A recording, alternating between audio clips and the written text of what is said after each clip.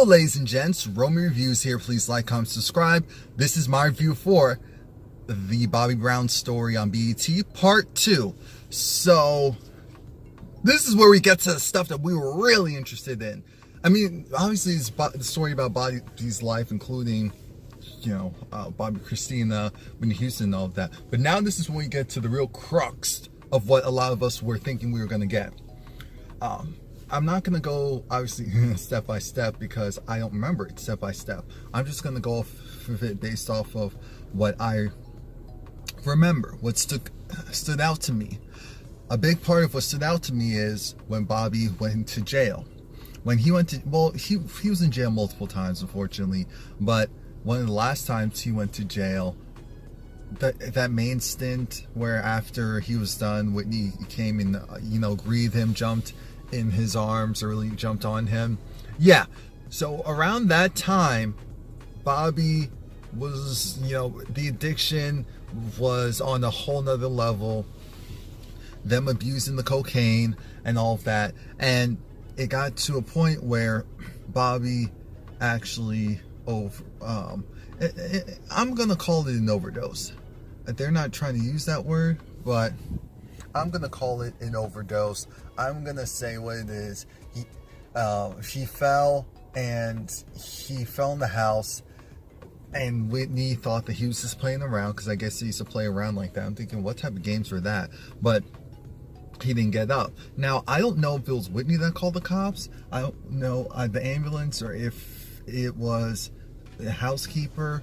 But I'm thinking, what in the world? Okay, the sun is doing a lot right now. What in the world? Because for her to be so out of it and just thinking that all of this is a game because they play around, that's scary. That was scary to me. Him going to jail and him essentially, from what we saw, getting clean while he was in jail, because he had two options. He could either stay clean or probably, look, there was one point where this inmate was going to go and give him some drugs, because it's Bobby Brown. They know that he has a drug problem, and the inmate was white. And in my honest opinion, I feel like that was probably the main reason why Bobby didn't take it. Bobby probably looked at it like, so you're really trying to kill me. You're really trying to get me out of here. Really? You're really trying to do all that to me, to Bobby Brown. All right, I got something for you. Because his bunkmate, I said bunkmate. Yeah, so his bunkmate was just trying to get him to realize, hey, dude, I understand how hard this is. Because there was one time where Bobby actually, he woke up and threw up in the middle of the night, because you could just see him, he was going through withdrawal, and it was serious withdrawal. I mean, you think of all the drugs that he was doing. Bobby was an alcoholic. He smoked, and it wasn't just weed. He laced the weed with cocaine, crack cocaine, and it was just to the point where he probably would have died if he didn't go to jail. I'm just putting it out there now, because he had a stroke, so his body couldn't handle it. So after the stroke, Whitney was just like, look, we have to do better. No more drugs, Bobby. And Bobby was like, Whitney, no more drugs. They made that pact. So Bobby actually gets it together while in jail. Did you guys notice it reminded me of Power, when Ghost went and killed the guard in the jail, and it was just all bloodied in that area because Ghost used the weight. I guess someone did the same thing, because Bobby had to clean up this like blood spatter right by the weights. And so I'm thinking, wow, okay, so that's realistic. But when Bobby got out, he thought he got into the limousine with Whitney, and Whitney was like, oh yeah, I have some, you're hungry, right? So she was gonna give him some coke. And so then Bobby made Whitney feel bad, because Bobby was like, wait a minute, I thought we were off of that. Like, yo, we're alive. What's going on? What's good? Whitney was trying to tell him, hey, I need to use this to get by. And it's like, what's wrong with you? Because I went through a lot while you were in jail. You think that was just hard on me? You thought that was just easy for me? You got to go and get yourself together in jail. I had to go and be a mother and do all these things. I said, Whitney, Wait, damn, it's just hard hearing those words. I'm saying that's such addict talk. That is the talk of a real addict. And it's terrible because we're all like, that's Whitney Houston. But it's real. So we get that. Their relationship pretty much after that took a huge hit because Bobby was trying to be better. Now, I don't know if Bobby has ever relapsed as far as doing like anything like coke, but I do know, obviously, I don't think he ever stopped drinking, or maybe recently he may have stopped, because the core thing was he was an alcoholic. That was actually his main thing. And so his core thing was he was an alcoholic, and then he added on everything else. And when you kind of think about the stuff that happened in his earlier life when he was a little kid, it makes sense that he uses drugs, or he used drugs to medicate. Kind of like when he got in that car accident and he was sniffing all that coke to compensate for the pain. I was thinking, Lord Jesus, someone made this stop, because this is too much. This is too much for one person. And then things got crazy because it was just one after the other as far as his mom died first, because we saw that his dad was sick. We found out he had, I believe it was like lung cancer or something like that, and Bobby was confused. He was like, he stopped, he quit 30 years ago. I said, unfortunately, that's not how the body works. You mistreat it once and you never know what can happen. But his mom, she, I guess, had difficulty breathing. I don't know what her exact medical issue was, but she ended up dying before the dad, which no one saw coming. So now you have that, and then you have and Whitney showed up to the funeral. She showed up to the funeral with Bobby Christina, and Whitney sang at the funeral. And obviously I was young when all of this happened, so, well, I was younger when all of this happened, so I didn't know the details. But I was like, okay, I guess Whitney still had her overall voice back then. But the whole thing of Whitney definitely not liking Bobby's new girlfriend slash wife, well, then turned to wife, and it was obvious because Whitney was saying how at the funeral she would always be, so Bobby's mom would always be his mother-in-law or something like that. And I said, okay, that's a dig. I'm sure you loved her, but that was still a dig. And then she's saying people felt it. Whitney, I think she felt very abandoned by Bobby, and that's why Whitney made sure to keep Bobby at a distance from her, and then obviously as a result Bobby Christina, which I thought was messed up, because I genuinely do feel like Bobby loves his children, and obviously loved Bobby Christina as well. And I think Whitney may have been so afraid of being alone that that's why she kept Bobby Christina to herself. And it was also kind of telling, Whitney's mental space as far as Bobby Christina smoking at age, what was it, like 14 or 15 or 13? It's something crazy like that. And we're thinking, it's 2000 and something, what? And you had your child doing what? And it was okay because she's supposed to be grown, what? And then Bobby didn't know about Nick Gordon. He didn't know about Nick Gordon until Whitney passed. So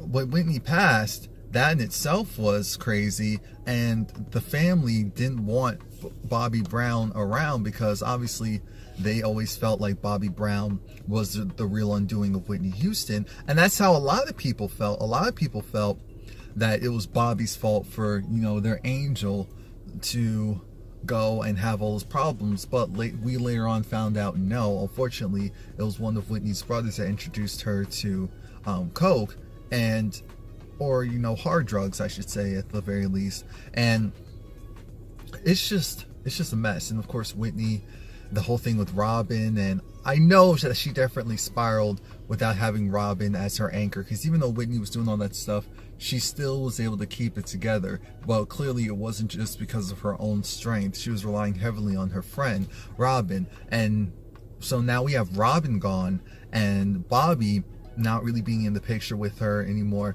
because they just don't like each other. And Bobby, what's her name, Alicia, Bobby's current wife, yeah, she's been in the cut for a while, which of course we're all like, yes, it's absolutely possible that you may not have feelings for someone for a certain period of time or for whatever reason, and then life comes around and makes you see them differently or gives you some perspective.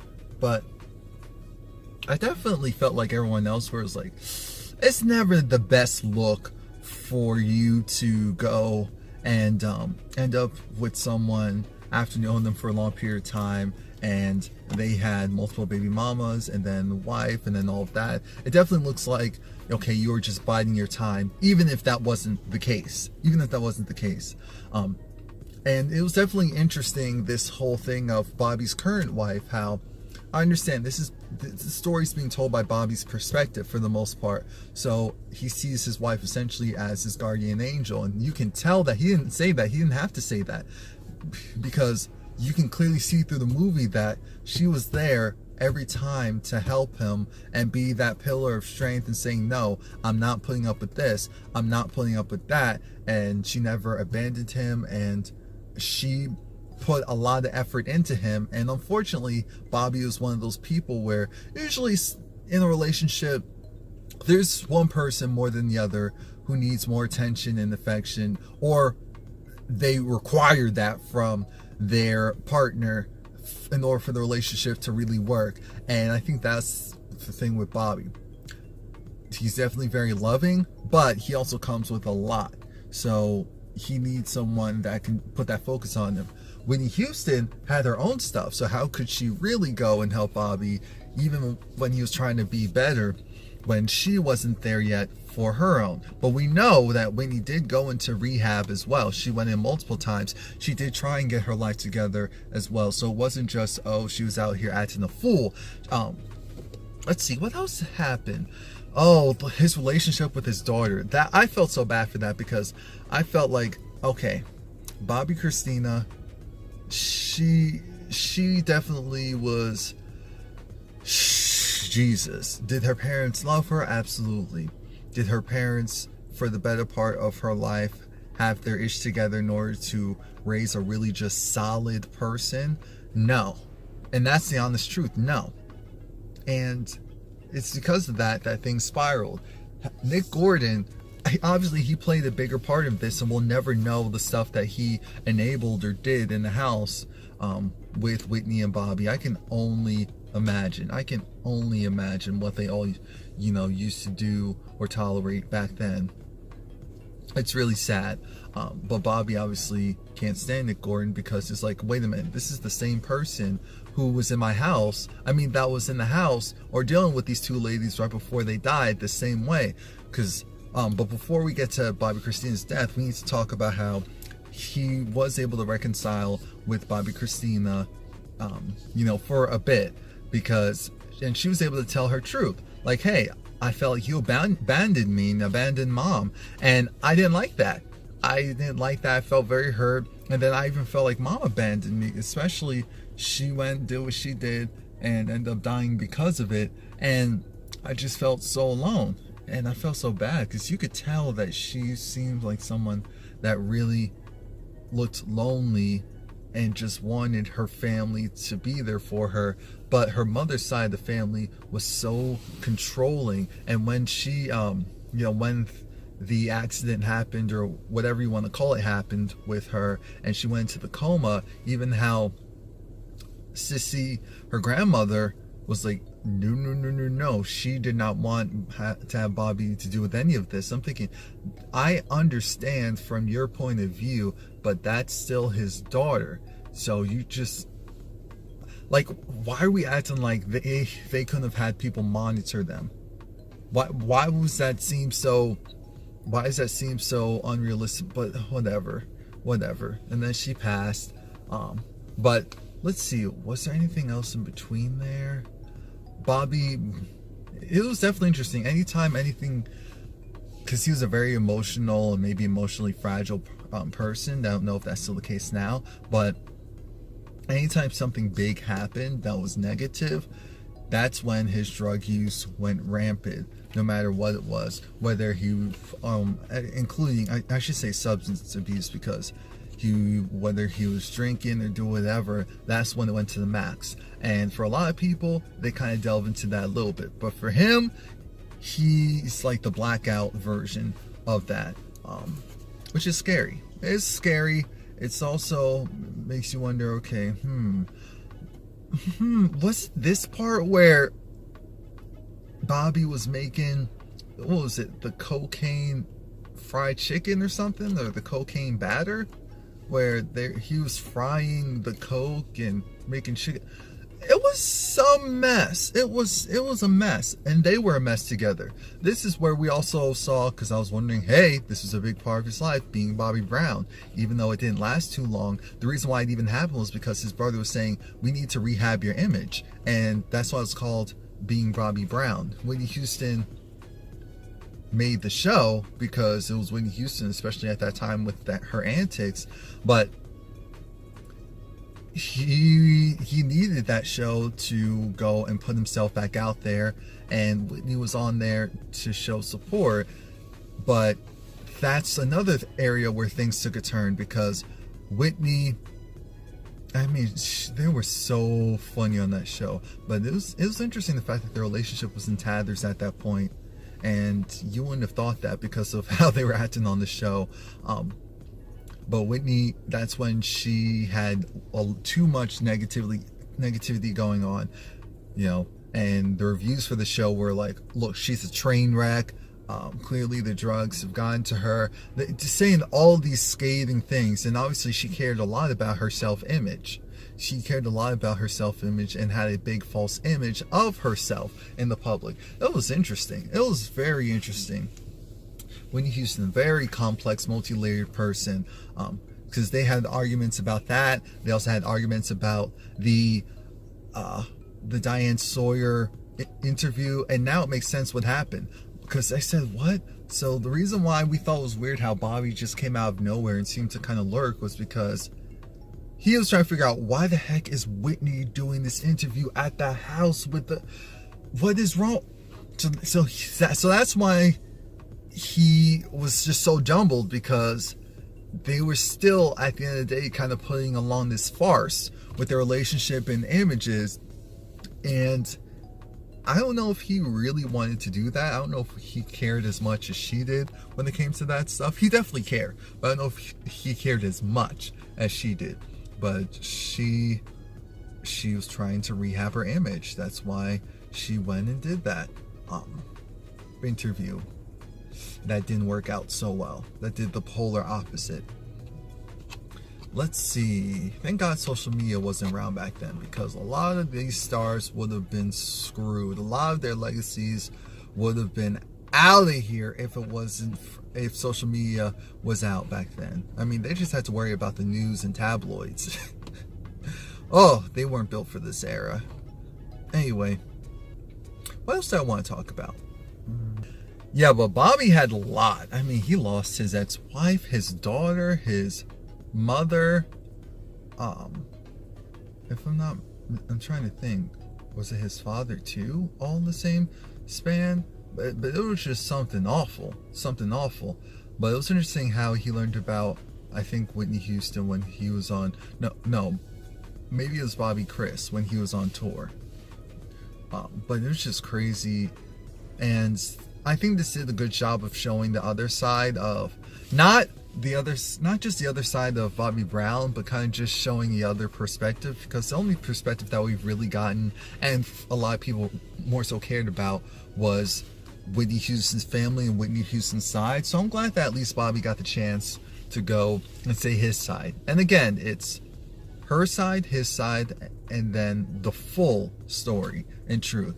So with everything, you have to take all of this with a grain of salt. Not saying that I don't believe it, because I believe a lot of it. Actually, I believe all of it to a certain degree. And I think that's how a lot of people should view this as. Because again, this is from his perspective. And yeah, so that's it. Please like, comment, subscribe. If there's anything that you were like, wait a minute, how did you not talk about this? Let me know, because there's just a lot, and it was draining.